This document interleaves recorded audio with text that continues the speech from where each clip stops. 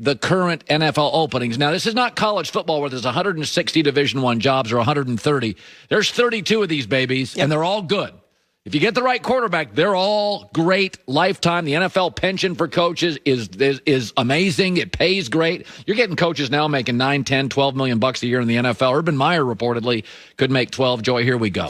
All right, let's start with the Los Angeles Chargers. All right, I think it's the best job, so let's go get the best candidate, Brian Daboll. He's the Buffalo Bills offensive coordinator. Here's why it works.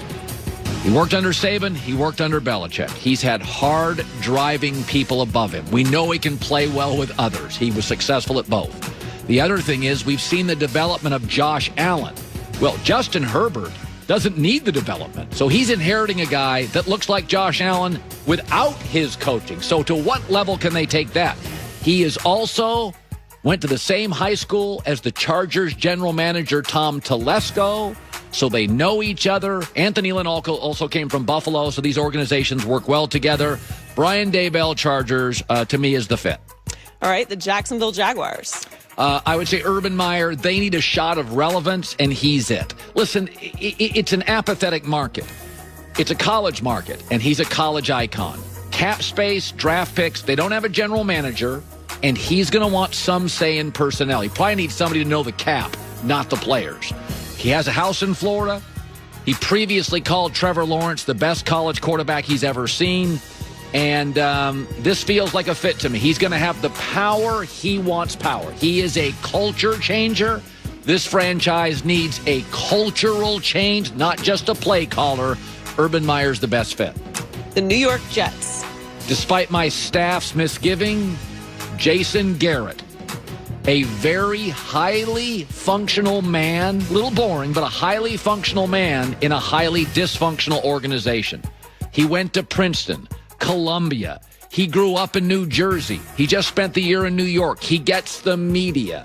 He's got an Eli Manning, Derek Jeter quality. He talks but says nothing. That's true. So he never creates fires. He just puts them out.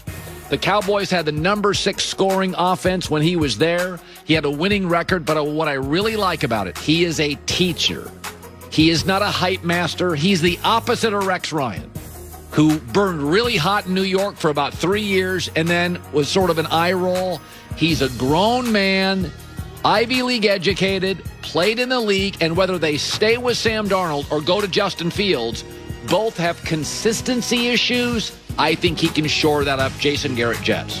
The Atlanta Falcons. To me, Arthur Smith works. First of all, he has a house in Nashville, Southern guy. His dad, of course, the founder of FedEx in Memphis, knows the South.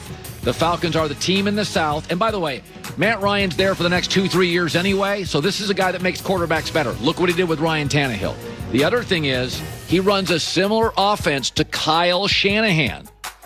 Matt Ryan knows the offense and flourished under the offense. I think he wants to stay that side of the Mississippi. I think he has family there. In fact, I kind of know somebody in his family. I think this is a perfect fit. And by the way, it's nothing against Raheem Morris, but can we give Matt Ryan an offensive head coach for a change? He's had a couple. He's had Dan Quinn. He's had Mike Smith. I think it's time to give Matt Ryan, who you're going to be stuck with for a couple of years. And there's worse guys to be stuck with. Right. But I think he deserves an offensive head coach. The Detroit Lions. I'm going to go with Robert Saleh. I don't think it's a great job. He has a history in Michigan. First of all, their defense is terrible. And so they hire a defensive guy who knows defensive personnel. He is a motivator. I think he has a chance to be a culture changer. He's a big personality, good-looking, big energy guy. This is not an organization that just needs a play caller. They need somebody to shake stuff up, walk into a room. He's a man's man, very alpha.